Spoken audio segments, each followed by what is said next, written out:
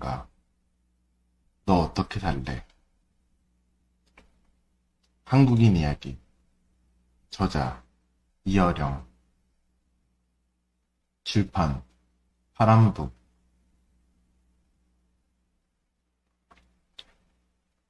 미국 웨스트버지니아주의 서머스 카운티 텔컷에는 한 남자의 동상이 서 있다. 남자는 묵직한 해머를 들고 있는데 근육질의 몸을 가졌다. 그의 이름은 존 헨리.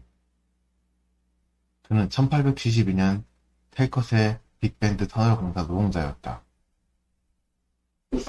터널 공사에 사람이 아니라 증기드릴이 사용되자 기계가 인간을 대체하는 것을 못마땅하게 생각했다.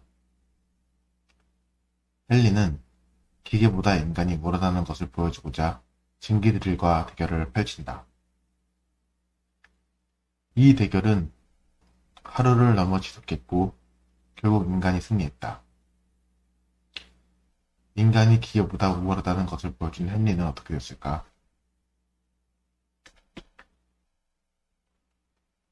그는 결국 무리한 대결 탓으로 결국 사망한다. 한 삽 한 삽을 파낸 구덩이와 굴착기가 단숨에 퍼낸 구덩이의 차이는 무엇일까? 누군가는 인간의 우월성과 존엄성을 이야기하겠지만 우리는 젓가락으로 밥을 먹는 일에 대해서 손가락의 우월성에 침해받았다고 생각하지 않는다. 인류가 도구를 사용하는 것은 잘못된 일이 아니다. 그것은 문명의 발전을 이야기한다. 심지어 뗀석기, 간석기, 청동기, 철기 등 시대를 구분하는 잣대는 지능 수준이 아니라 도구 사용 수준이다. 진일보한 문명을 사용하는 것은 더 많은 생산량을 가지고 인간을 더 풍족하게 살도록 했다. 구석기 시대 누군가는 한 끼 식사를 위해 목숨을 걸었다. 종일의 시간을 사용하기도 했다. 우리의 지금은 그 위험성을 줄였고 시간도 줄였다. 더 많은 일을 할 수 있게 되면서 높은 생산성을 대신해 더 많은 일을 할 수 있게 됐다. 주먹도끼로 찍어내어 빻은 밀가루와 분쇄기로 갈아낸 밀가루에는 인간의 우월성이 아니라 온 입자라는 가치를 매겨야 한다. 기계가 인간의 우월성을 침해한 사건은 알파고가 이세돌을 이기기 훨씬 전부터 꾸준하게 이겨왔다. 인간은 분쇄기에도 졌지만 자동차에게도 졌고 타자기에게도 졌다. 단지 이번에는 인공지능에게 졌을 뿐이다. 인공지능에게 치면서 인간이 우월성을 침해받았다는 충격이 현대인들에게 만연하겠지만 인간은 자신의 한계를 뛰어넘은 더 좋은 도구를 사용한 진일보한 문명 상태를 유지했다. 지능이라는 점에서 이번 사안이 더 위험하다고 여길지도 모른다. 사람들은 기계의 지능이 인간을 뛰어넘었다거나 인간의 일자를 위협한다는 사실에 위기감을 느낀다. 다만 나는 이 생각에 반대한다. 알파고가 아무리 뛰어나도 알파고는 알파고를 만들지 못한다. 신은 인간을 만들기 위해 200만 년이 걸렸다. 원숭이를 인간으로 진화시키는 데는 엄청난 시간이 걸렸다.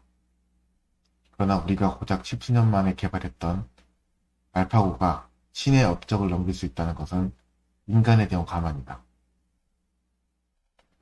혹여 그렇다 하더라도 결국 승리자는 인간이다. 알파고에게 패배를 하고 이세돌은 은퇴를 했다. 우사인 볼트는 100m 세계 신기록을 보유하고 있다. 다만 기아의 K9 자동차 안에서는 나와 우사인 볼트가 모두 동등해진다. 전기 드릴을 이긴 존 헨리처럼 그 시대에 잠시 기계를 이긴다고 하더라도 기계는 따라오지 못할 속도로 인간의 능력을 앞지른다. 인간은 더 효율적인 방식으로 생산해냈기 때문에 당연히 기계는 인간보다 우월해야만 했다. 자동차가 탄생한 이유는 자동차가 인간보다 우월한 속도와 지구력을 가졌기 때문이고 드릴이 탄생한 이유도 인간보다 더 효율적이기 때문이다. 이것은 인간이 졌음을 의미하지 않는다. 수만 년 전 누군가에게는 주먹도끼에 의해 인간의 영역이 침해받았다고 공포에 떨었을 것이다. 인공지능은 인간의 어떤 부분을 충분하게 돕는 데 사용될 것이고 더 편하게 만들어졌을 것이다. 누군가는 이런 인공지능과 기계가 인간의 직업을 앗아갈 것이라고 공포에 떨곤 했다. 경제적으로 따졌을 때 인공지능이 엄청난 생산력을 가졌다 하더라도 인간이 소비력이 없다면 곧바로 과잉 생산으로 인한 경제 위기가 찾아올 수밖에 없다. 인공지능의 효율이 인간의 일자리를 빼앗고 인간이 가난해진다는 위험은 공상영화에서도 갖기 힘든 설정이다. 인류가 달나라를 갈 수 있는 기술이 있다고 해서 대부분의 인간이 달 탐사를 가지 않는다. 기술은 경제를 앞질러 혼자 독보적으로 발전할 수 없다. 조선 태종 12전에 코끼리가 조선으로 들어왔다. 일본에서 온 사신이 태종에게 코끼리 한 마리를 바쳤기 때문이다. 그러던 어느 날 공주전설을 지내던 이유라는 사람이 코끼리를 찾아왔다. 이유는 코끼리를 보며 말했다. 그놈 참 추하게 생겼구나. 에이 퇴. 이유가 코끼리를 놀리고 침을 뱉자 코끼리는 이유를 쓰러뜨리고 발로 밟아 죽였다. 이 일로 코끼리는 살인죄에 대한 재판을 받아야 했다. 살인에 대한 죗값을 주고 법리를 따지는 상황에서 결국 태종은 코끼리를 순천의 장도라는 섬에 귀향을 보내기로 했다. 귀향을 갔던 코끼리는 섬에 물과 식량을 축내다가 결국 야위어갔다. 이 일로 코끼리는 다시 육지로 이송되었고 세종 2년에 코끼리가 공주로 다시 이송되었다. 코끼리는 노비에게 돌봄을 받으면서 자라고 있었는데 세종 3년 3월 코끼리는 다시 또 자신을 돌보는 노비를 발로 차 죽여버렸다. 코끼리는 매년 쌀 48섬에 콩 24섬을 먹어치웠고 성질이 나빠서 사람을 죽이니 다시 귀향을 가야 한다고 결정됐다. 이렇게 코끼리는 다시 귀향을 떠난다. 실제로 코끼리는 지능이 매우 좋은 편이다. 지능 지수가 80 정도 되니 전 동물을 통틀어 네 번째 정도는 된다. 코끼리는 성격이 온순하다고만 할 수만은 없다. 그렇다고 포악하지도 않다. 이를 어떻게 대해야 될지 모르는 이들이 코끼리를 포악한 범죄자로 만들었다. 어떻게 다룰지 아느니와 그렇지 못하니에 따라 이는 무기가 되거나 흉기가 되기도 한다. 기계가 대체한 인류의 능력은 많다. 덕분에 인간은 치명적이던 신체 능력을 더 퇴화시켰다. 기계의 능력이 인간을 대체할수록 인간의 체력은 더 낮아지고 근육은 더 약화되었다. 다만 이번에는 인간의 신체 능력뿐만 아니라 지적 능력도 돕는다. 실제로 스마트폰에 뺏긴 지적 능력으로 사람들은 뇌의 일부분을 퇴화시켰다. 스마트폰에 강한 자극에 오랫동안 노출된 데는 현실 감각이 묻어졌다. 주의력이 약해지고 감정이나 현실 변화에 무감각해졌다. 우리는 이를 팝콘 브레인이라고 부른다. 현대인들이 디지털 치매, 불면증, ADHD에 취약한 이유가 이 때문이다. 인간이 덜 걷고 덜 움직이기 때문에 조금 더 단단한 몸을 가진 애들이 희소한 사람이 됐다. 더 가치 있는 사람이 되었다.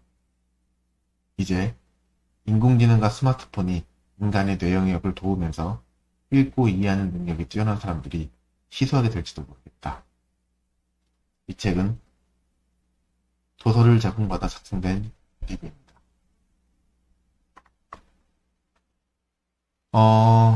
이 굉장히 오래 걸렸던 책인데요. 이어령 작가님이 쓰셨던 책이고요. 2022년 6월 10일날 발매를 했습니다. 페이지는 400페이지가 됩니다. 저 개인적으로는 이어령 교수님이 쓰셨던 글이라서가 아니라 굉장히 새로웠고 굉장히 좋았던 기억이 나요.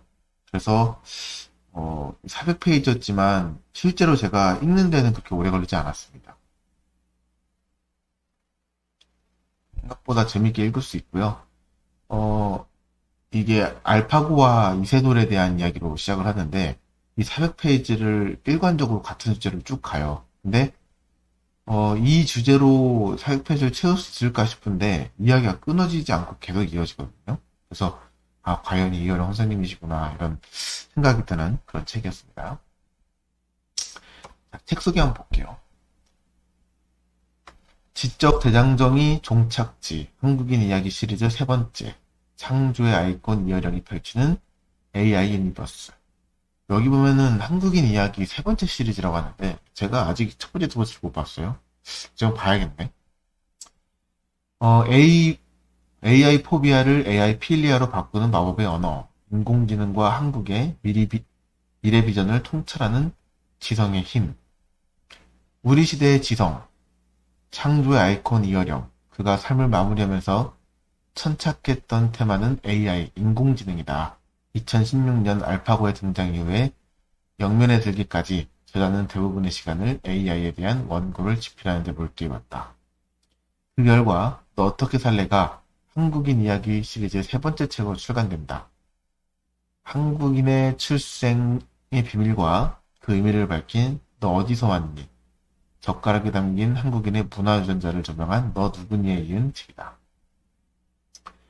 저자는 이미 60년대부터 산업화는 늦었지만 정보는 앞서가자는 슬로건을 내걸며 IT 강국의 정신적 기반을 다진 선각자였고 70대에는 과학과 인문의 세계를 통섭하는 디지털 로그 선언으로 우리의 미래 비전을 제시하던 프론티어였다. 그뿐만 아니다. 우리의 IT 기술을 이용해 새 밀레니엄의 첫 새벽에 주문둥이의 출생을 전 세계 생중에 하고 평창의 상공에 드론을 띄워 오륜기를 그리던 초유의 하이테크 연출가이자 최신 디지털 장비라면 가장 먼저 사용해보는 얼리 어댑터, 여러 IT 기업의 조언을 아끼지 않던 멘토이기도 했다.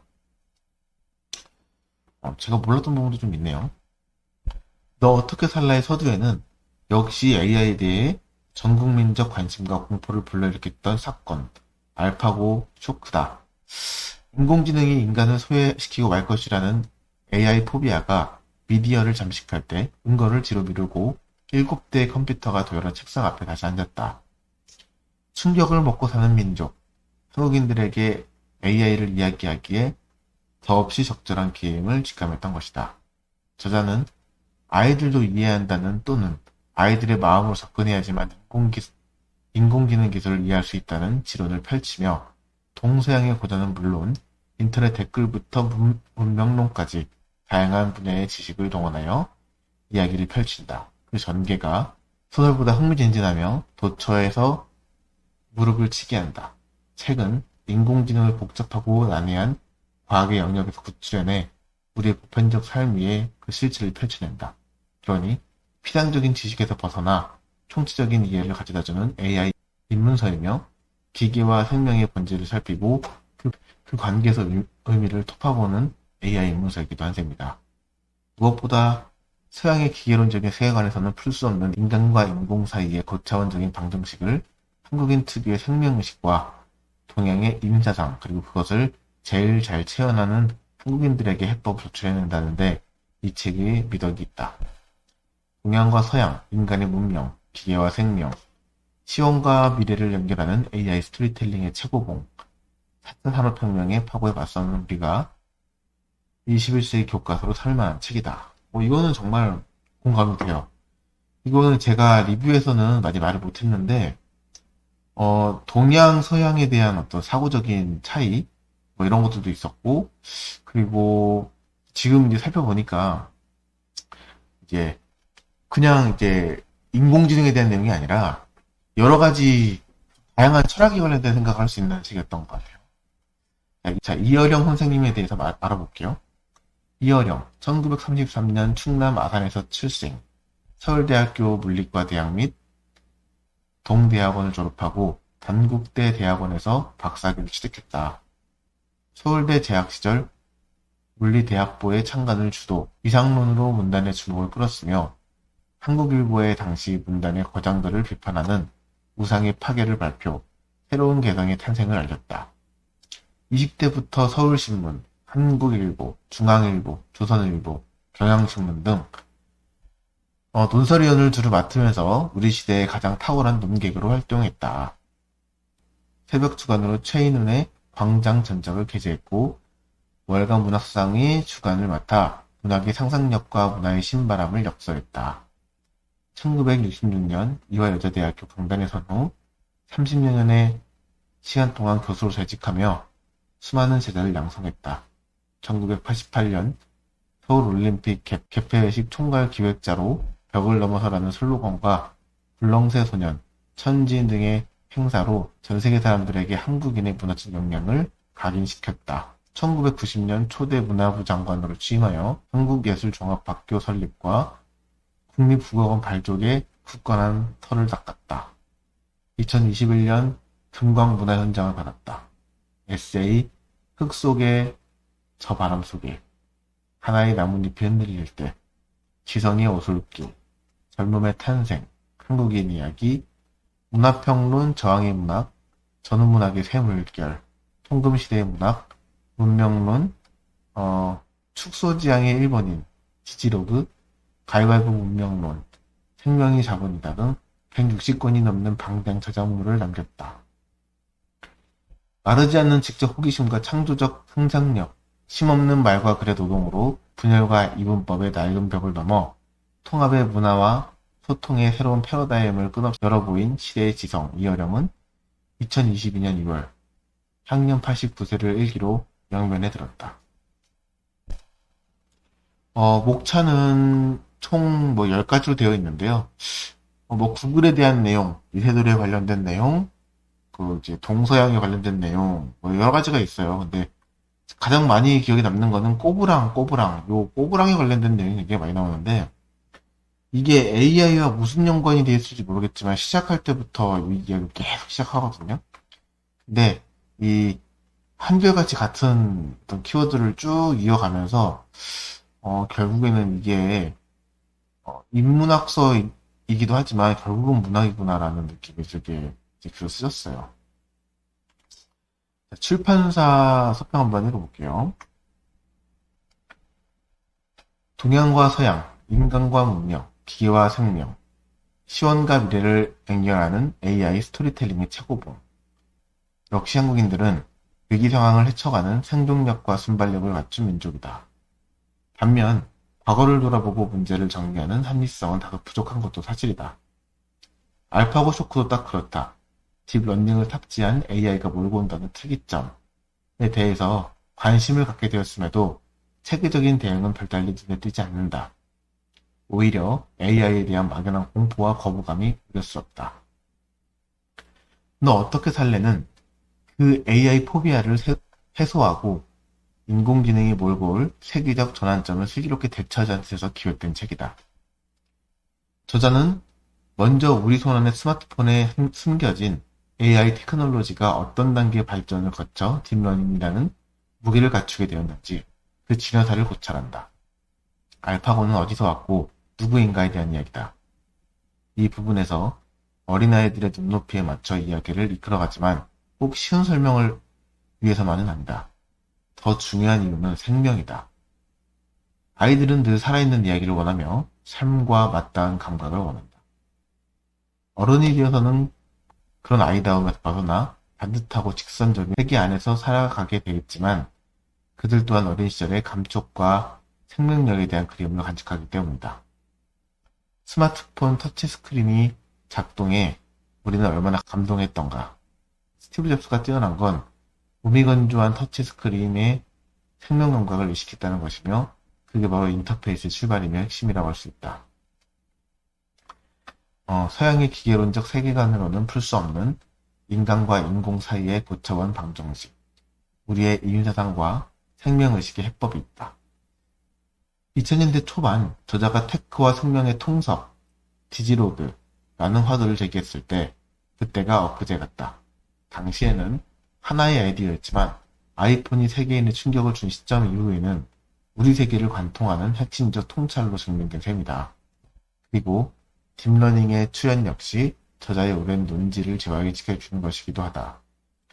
알파고의 강화학습은 딥블루 시절 기계적 단순 계산 방식 대신 생명의 작동 방식, 즉 인간다운 모방이 가는 과정이므로 이렇게 엑스퍼트 시스템에서 딥러닝으로 전환, 쿼티 키보드에서 터치스크린으로 전환은 무엇을 얘기하는가?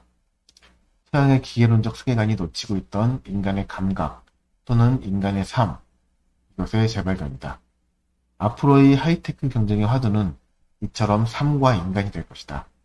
인공지능에서 인공지혜 패러다임이 전환이며 생명 자본을 추적하고 있는 한국인이 빛을 발할 수 있는 데이기도 하다. 앞으로 누가 기계의 단순한 지능을 넘어 인간성을 가장 잘 가르칠 수 있을까? 다정함과 따뜻함까지 갖춘 진정 사람다운 기계를 창조할 수 있는 주인공은 누구일까? 한국인 이야기라는 시리즈 제목답게 주자는 동양의 인사상 그리고 생명사상을 가장 잘 체험하고 있는 한국인들에게 가장 많은 기대를 건다. 과연 한국인들이 저자의 기대대로 4차 산업혁명의 파고를 성공적으로 헤쳐날 수 있을 것인가? AI 시대의 주역으로 살아갈 수 있을 것인가? 책은 정말 재밌었어요. 그래서 꼭 한번 읽어봤으면 좋겠고요. 오늘 영상은 여기까지 하겠습니다. 감사합니다.